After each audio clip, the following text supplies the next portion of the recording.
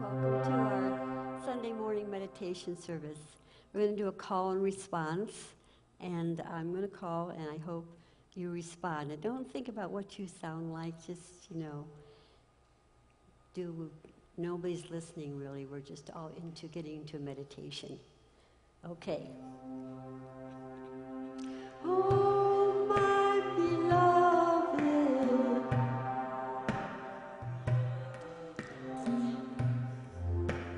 kindness of the heart,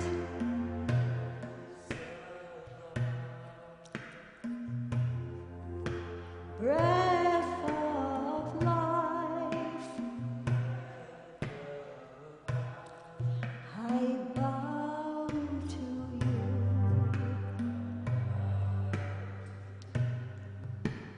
Divine teacher,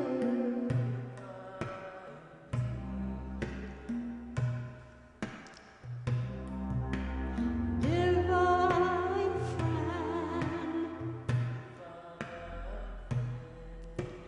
I bow to you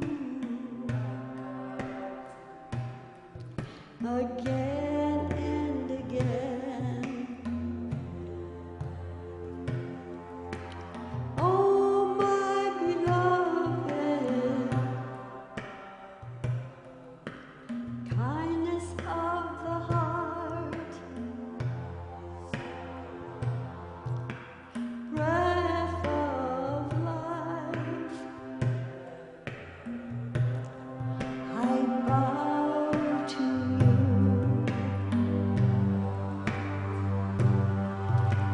Divine teacher,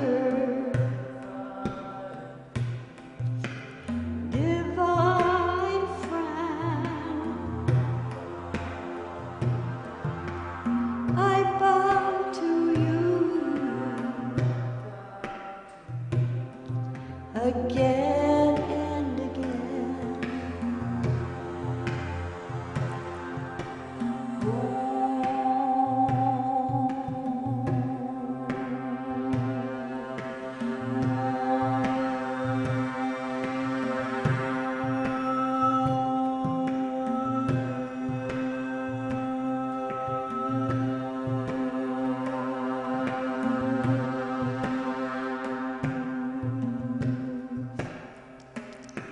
And I'm coming home, and I'm coming home,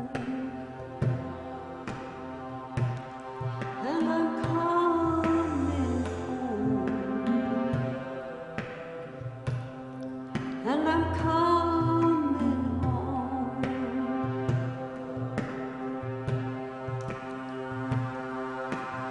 Coming home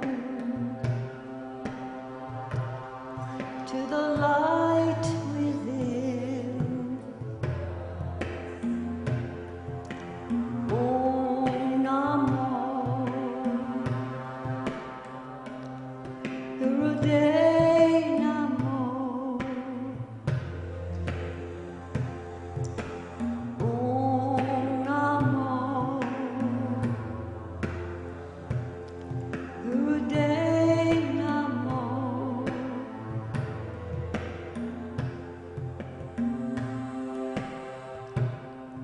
Coming home to you.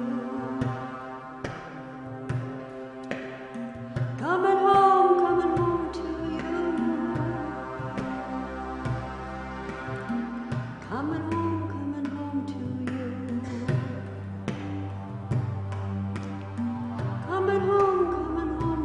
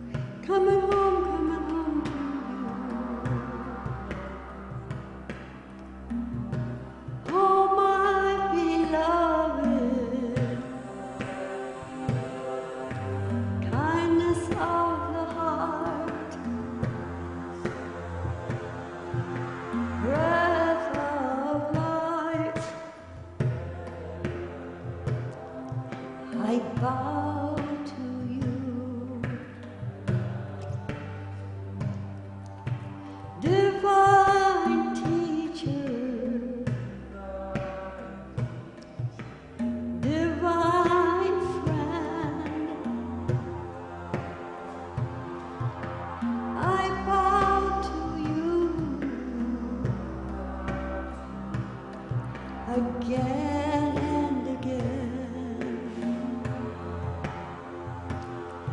And I'm coming home. And I'm coming home. And I'm coming home. And I'm coming home. Coming home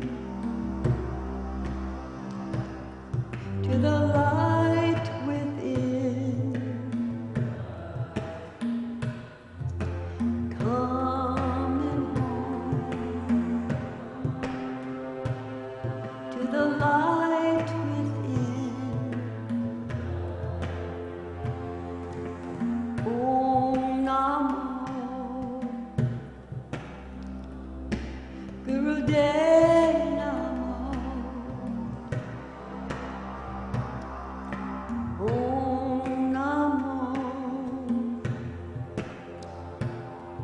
Gurudev Namo. Coming home to you. Coming home to you. Coming home to you. Coming home to you. Oh my beloved, kindness of the heart, breath of life, I bow to you. Divine Master, divine friend, I bow to you again and again. And I'm coming home. And I'm coming home. And I'm coming home. And I'm coming home. Coming home to the light within. Coming home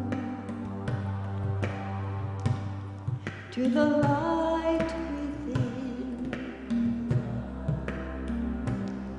Coming home to you. Coming home to you. Coming home to you. Coming home to you. Coming home to you. Coming home to you. Coming home to you. Coming home to you.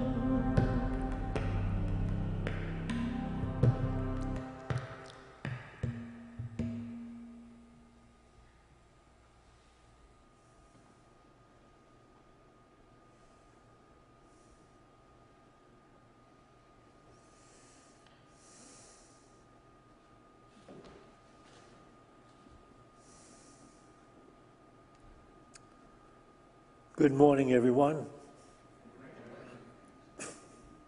In last Sunday's discourse, we looked into the worldview of Master Don Miguel Ruiz, his worldview as it is revealed in his best-selling book, The Four Agreements.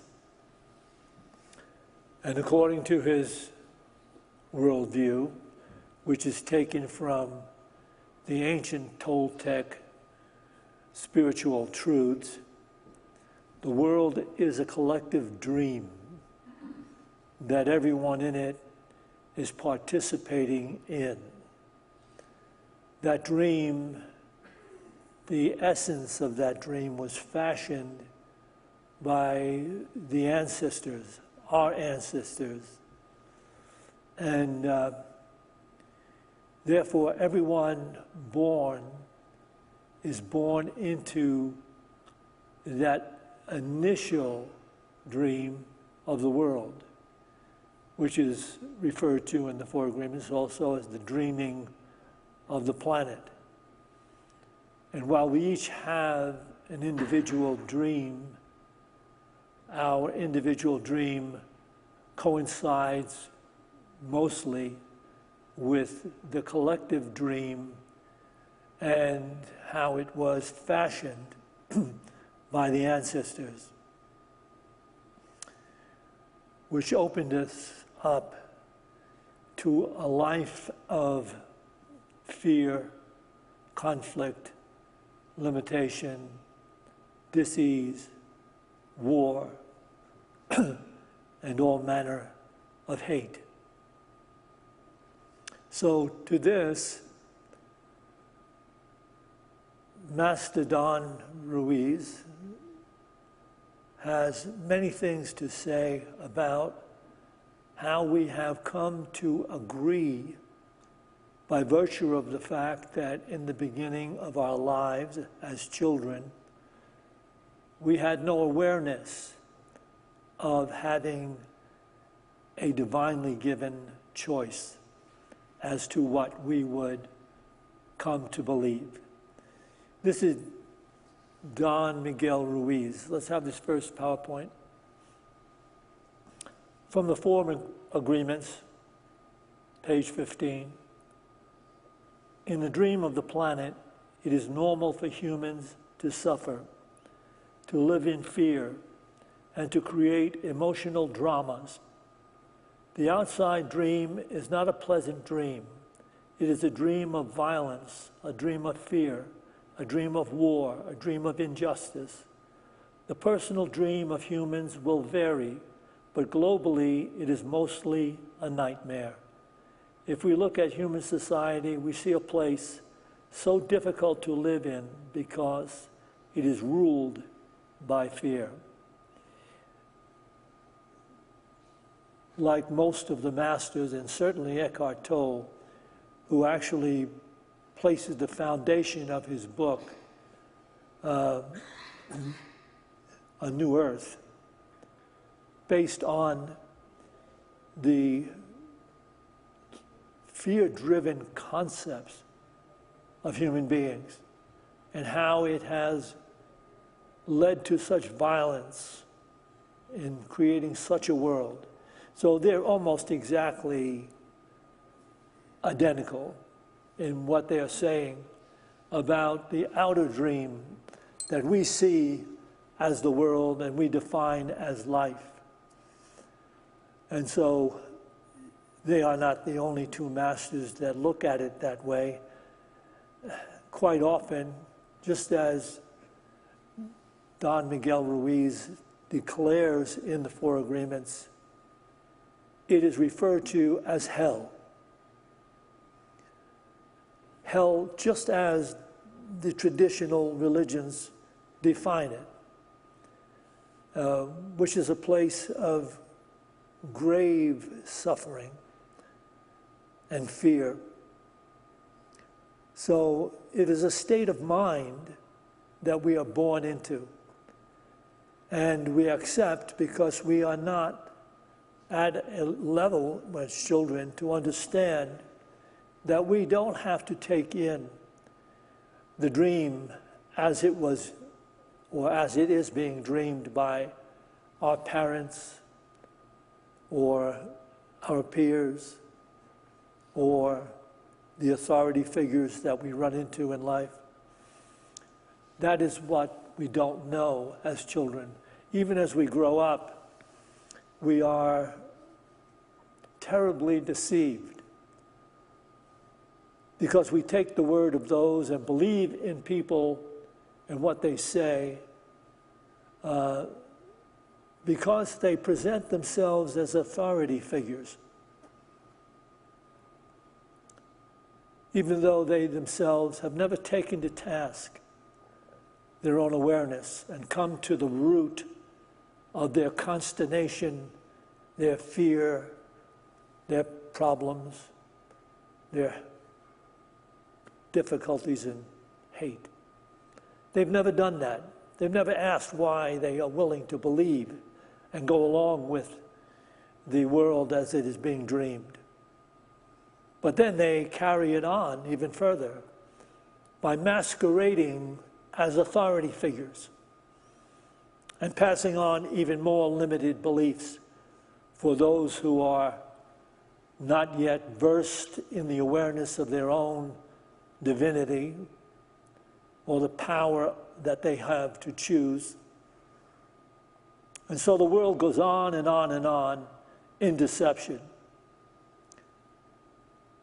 And I don't know if it's going to get any better real soon on the collective level. The beautiful part about this is that the masters say anyone can opt out of the dreaming of the world and the outpicturing of the world of fear. Can opt out of it. But as for the present moment and the collective dream, just recently, a week ago perhaps, President Biden gave a very grave commentary as part of his farewell address. I'm going to read it to you.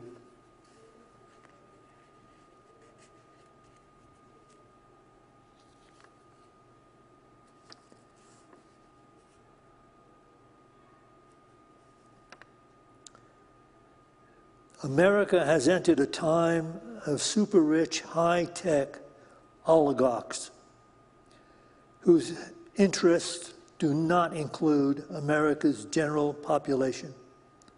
He warned that we might be the generation who suffers the fate President Eisenhower warned about.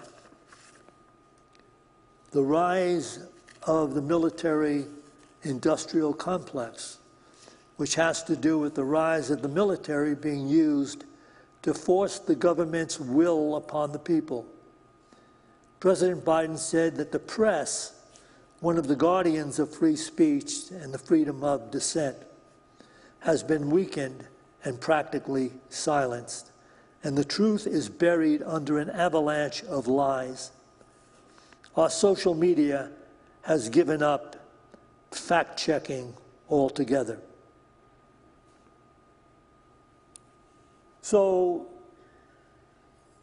we're in for an interesting ride.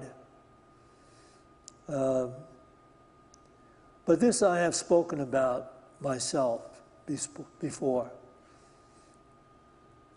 I don't know if probably most of the masters of consciousness have spoken the same as I have.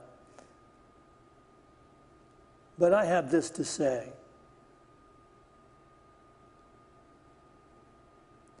Where there is no truth, there is no trust.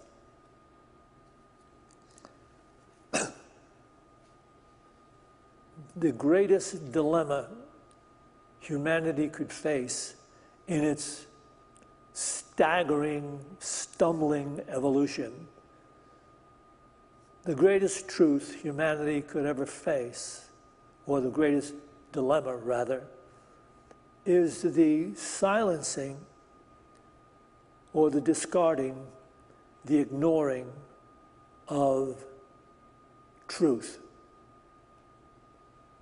That it has no real bearing on the lives we live. And so we should not give terrible amount of attention to it. But I say where there is no truth, there is no trust. For instance, suppose we start, and it's going to happen, raising our children with the ideals of the oligarchs, whose God is mostly money. And they measure themselves by the amount of money they have managed to amass and their material prowess in the world. That's how they're measured. And that's how they're glorified in the media and the press. But if that comes to pass, that this is the best possible life anyone can have, and that is to have more money than you ever will need, and not necessarily have any disregard for those who have a lot less, or a disregard for the environment, or a disregard for the society itself, or a disregard for how one gains that kind of material prowess. If you have a disregard for all of that, and you start to bring that into the consciousness of the children growing up, then for them, there will be no hope to find their way into their own divine calling. It will have been buried in the illusions of the world. And if you have no trust, and you drive your car in to a auto service place, and you say, you know, would you check and see, I think I'm low on brake fluid. That has happened before. But when he comes back to you, they're going to upsell you to a full brake job, because the people working there have been schooled in the way the world works. What makes life really work is getting ahead, making that money. And it doesn't matter if you have to tell the truth or it has any validity in the parlance of human beings. And if you go to a dentist and you think you have a cavity that might need a filling, and the dentist is going to sell you a root canal 5 times more money, because the dentist was not schooled in, listen to it, not schooled, not even thought about. Conscience, there isn't any. Only fools appeal to conscience. They don't get anywhere with it.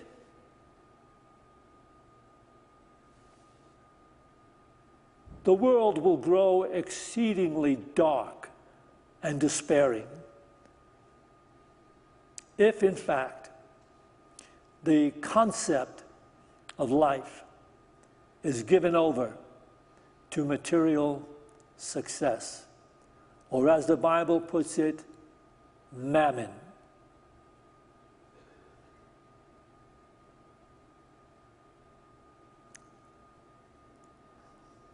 Where there is no trust, there can be no society worth surviving in, for it will be ruled by the most deceitful.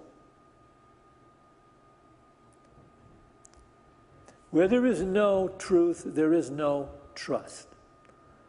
And where there is no trust, there is no society worth living in, for it will be ruled by the very most deceitful.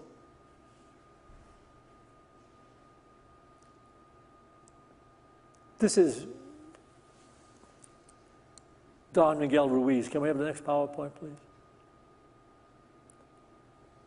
All humanity is searching for truth, justice, and beauty.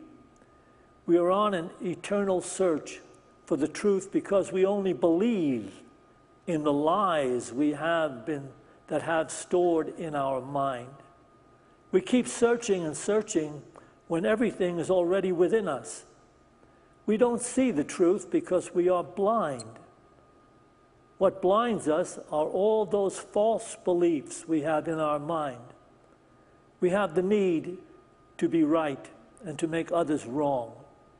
We trust what we believe, and our beliefs set us up for suffering. It is as if we live in the middle of a fog that doesn't let us see further than our own nose. We live in a fog that is not even real. This fog is a dream, your personal dream of life, what you believe, all the concepts you have about what you are, all the agreements you have made with others, with yourself, and even with God. Let me take this back again, please. All of humanity is searching for truth, justice, and beauty. Well, maybe not all humanity. We are on an eternal search for the truth because we only believe in the lies we have stored in our mind. We keep searching and searching when everything is already within us. We don't see the truth because we are blind. What blinds us are all those false beliefs we have in our mind. We have the need to be right and to make others wrong. We trust what we believe, and our beliefs set us up for suffering. It is as if we live in the middle of a fog that doesn't let us see further than our own nose. We live in a fog that is not even real. This fog is a dream, your personal dream of life, what you believe, all the concepts you have about what you are, all the agreements you have made with others, with yourself, and even with God.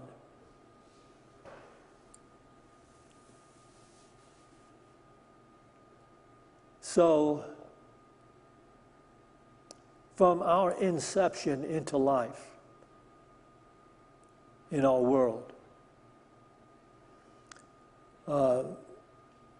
we have little to say about how the authority figures around us get us to believe in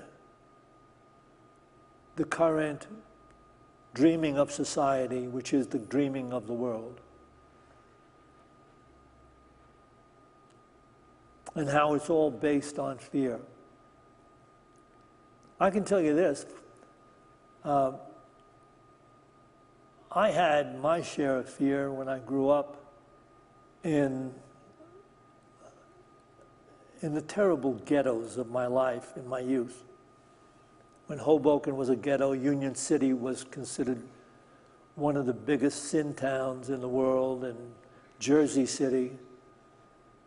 This is where I had my life, on the streets, learning all the wrong things, learning everything that had to do with fear and defense.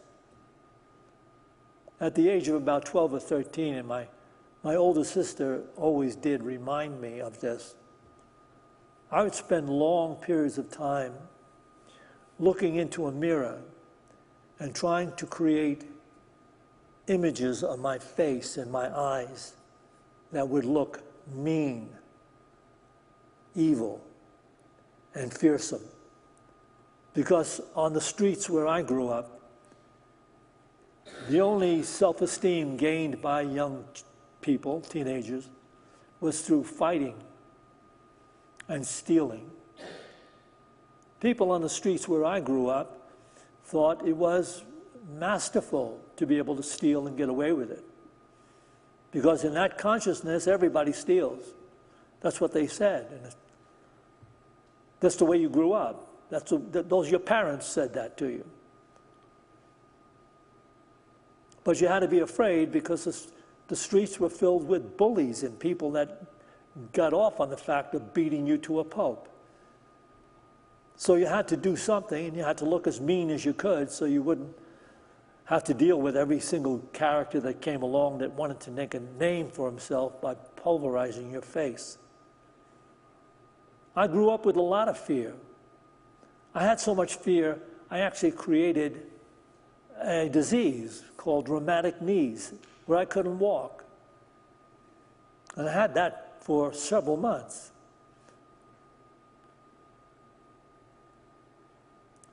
So that's a really powerful testimony, and most people don't have that kind of environment that they grow up in, but they still grow up in fear.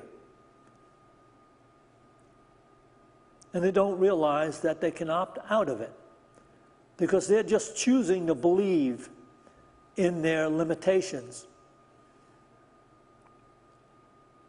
So one can opt out by choosing not to agree, listen to it, not to agree with who first said it, who said it best. Not to agree, who said it best. Not to agree, who said it best. Well, we think it was Jesus of Nazareth who said not to agree to the world in which you were born. It is flawed.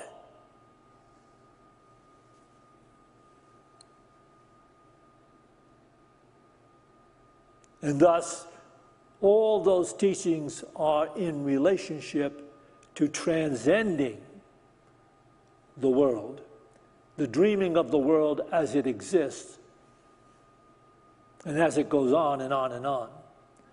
But he didn't say, listen to it, the mastery of these words, that he said will never go away. My words will never go away. Heaven and earth, the entire universe could collapse, but not my words. And what he said is, you don't have to leave the world. I'm not praying for God to take my disciples out of the world, but that they should be kept from the evil that the world represents. And to do that, they have to be in the world, but not of it. In other words, the things that we think and the actions that we take have to be measured against, listen to the word that's most feared in the outer directed world, have to be measured against. What is the most feared word in the outer directed world? What is the most feared word in the consciousness of the oligarchs? Has to be measured against everything we think, and the things that we do have to be measured against conscience.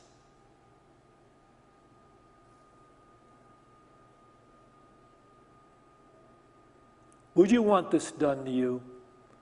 Would you be willing to go forth and do this exploitation without any regard to the effects it's going to have on masses of human beings, the planet, and life in general?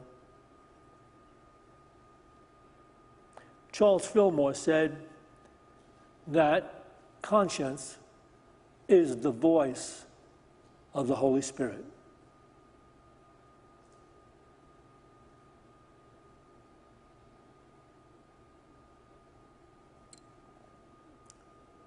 Can we have this next PowerPoint, please? This is the 4 agreements, page 22.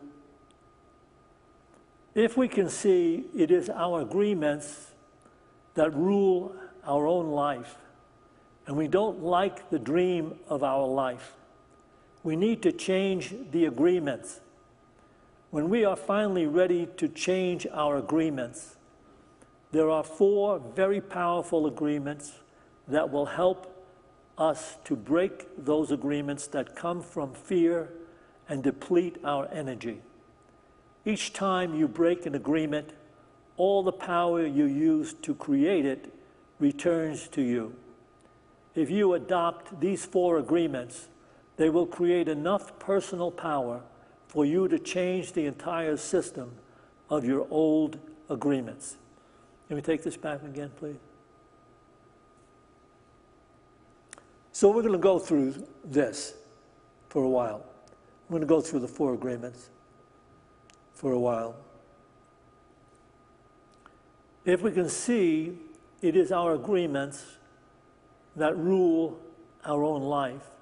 In other words, if you really didn't go along with it, and we go along with a lot of these agreements in a casual way. Well, it's okay enough.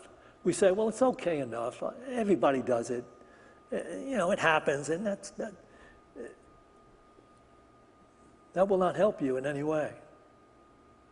That will only make you not only a part of the problem, but a recipient of the problem.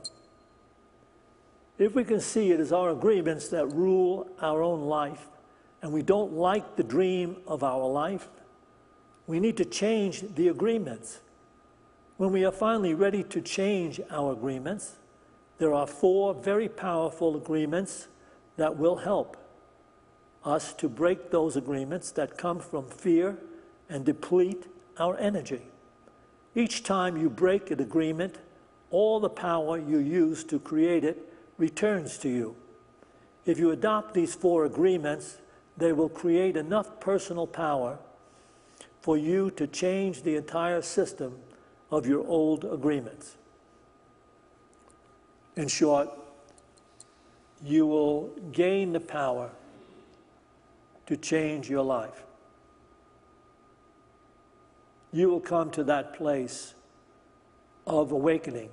You will have awakened. And you will not let any limited ideas and concepts and thoughts carry on a life within you.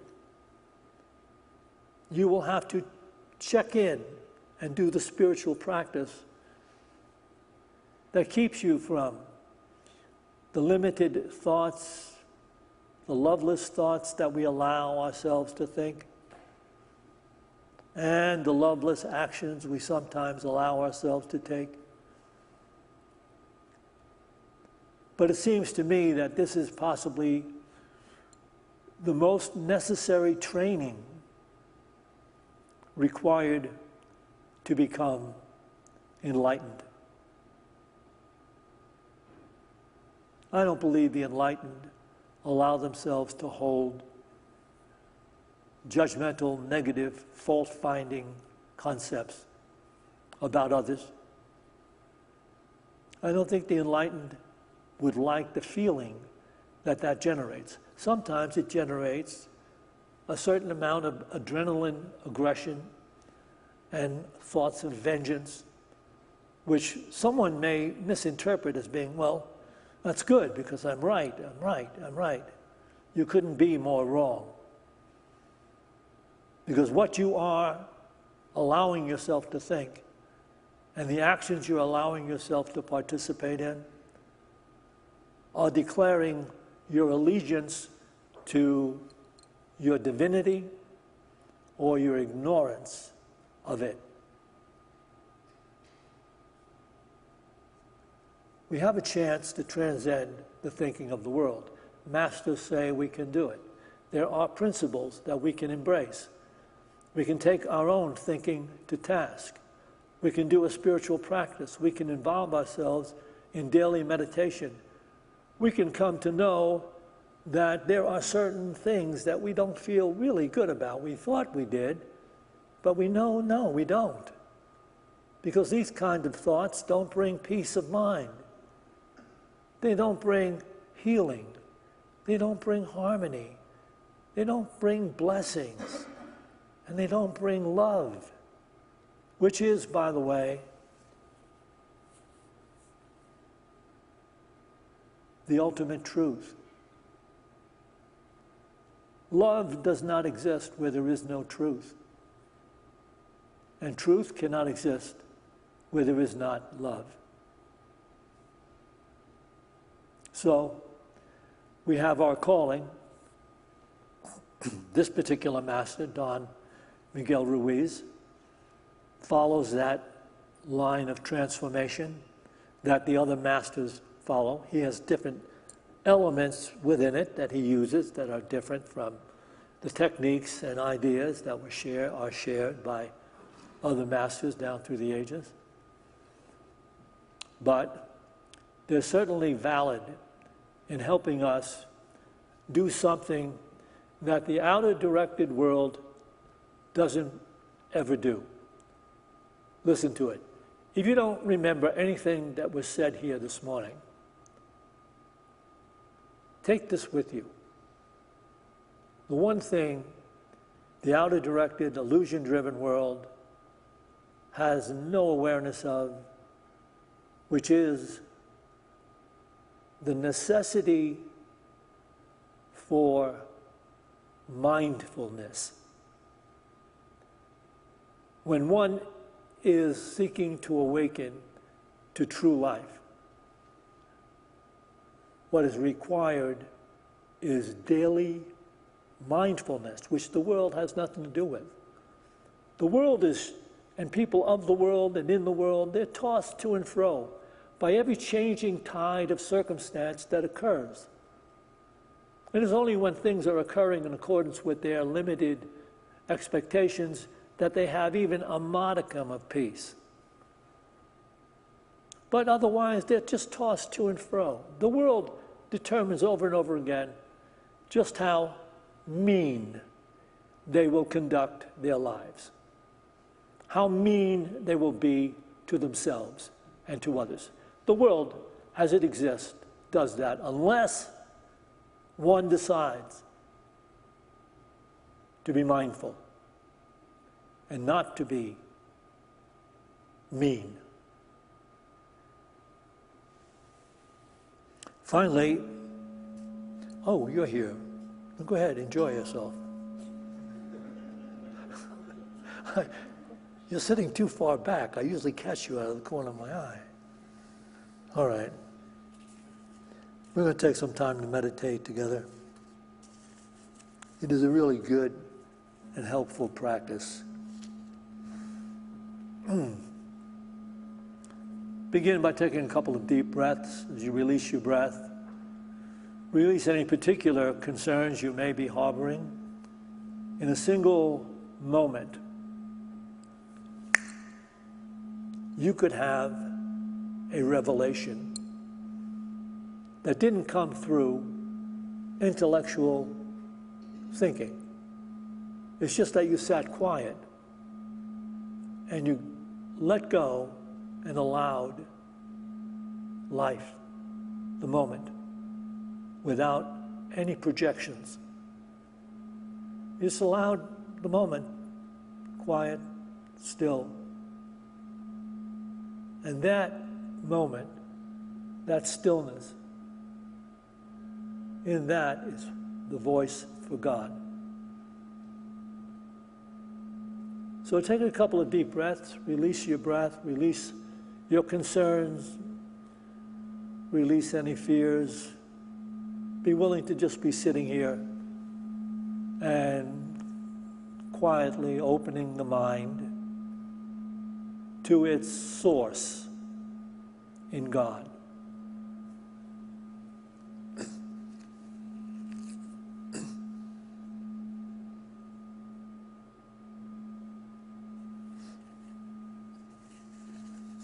And it will help if you take an affirmation or an ideal and you focus the mind gently on it. And then you don't argue with any limited thoughts that might come in. You just let them come and go. And you return your consciousness to this particular ideal.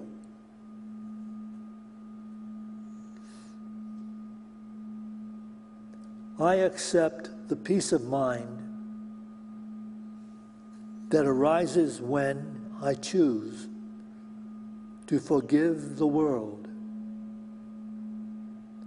Healing love holds no grievances.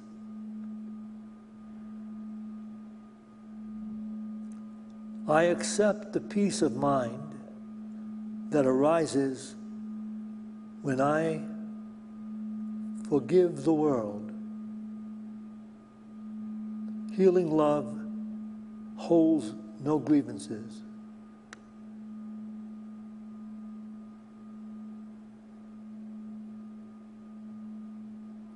I accept the peace of mind that arises when I choose to forgive the world. Healing love holds no grievances.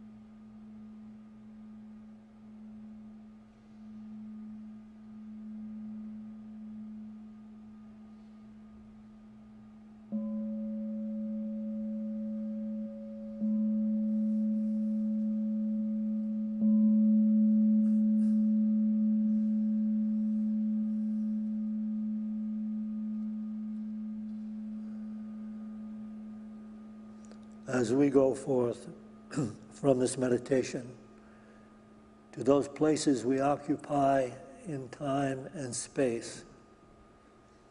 Let us go forth with a greater devotion to our daily yoga.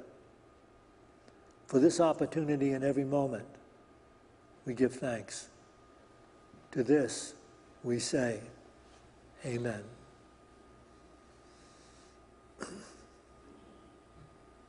We will take an offering for unity now. And those of you watching this live stream, I invite you to, at this point, to sit down and make some donation to Unity of Boulder. And those of us here can bring into our hands the gift we'd like to make to Unity of Boulder.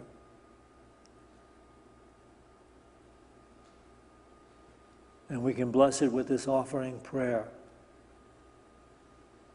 Divine love, through me, blesses and multiplies all that I have, all that I give, and all that I receive, because I give.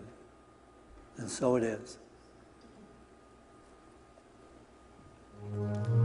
May the blessings of God rest upon you. May God's peace abide in you.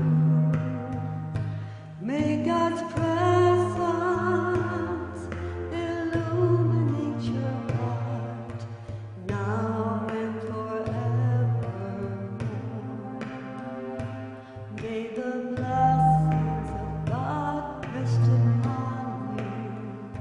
May God's peace abide in you. May God's presence illuminate your heart now and forevermore. Now and forevermore.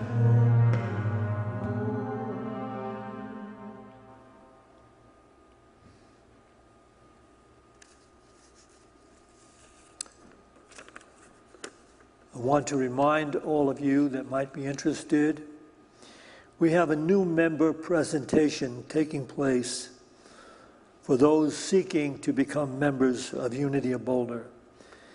That presentation is going to take place on Sunday, February 9th at 1 to 2:30 p.m. So that'll be right after the Sunday, well, an hour. You'll have an hour to do whatever you're going to do. Then we'll have that presentation on Sunday, February 9th. And you can actually attend that presentation about the meaning of membership. And you're not required to become a new member. But those who do sign up to become a new member will be inducted into Unity membership the following Sunday at the second service. So keep that in mind, February 9th from 1 to 2:30 p.m. And as usual, we will have our discussion group for anyone who wants to stay and talk or discuss or ask questions about today's talk. That'll take place in Fellowship Hall. We have refreshments over there. You can participate in taking refreshments, and there'll be a circle of chairs. And you can hang out if you wish to attend the second service. I think you'll find by doing that, a lot of the themes that are expressed here at the first service, and very subtle themes quite often, are expressed by Santisha at the 11 o'clock service. And it's not because we collaborate, it simply is because we are all in the same level of awareness when we are seeking to serve the Word of God. So you might want to try that out. Hang out till the second service. There's a potluck lunch also here. Today? Yes. After the second service. There's a potluck taking place after the second service in Fellowship Hall. If you haven't brought anything, maybe you can just go to the 7-Eleven, pick up a dessert or something and bring it over, or go to Safeway, pick up a salad, or just show up, because we always have enough for everybody. To everyone, have an enlightened day.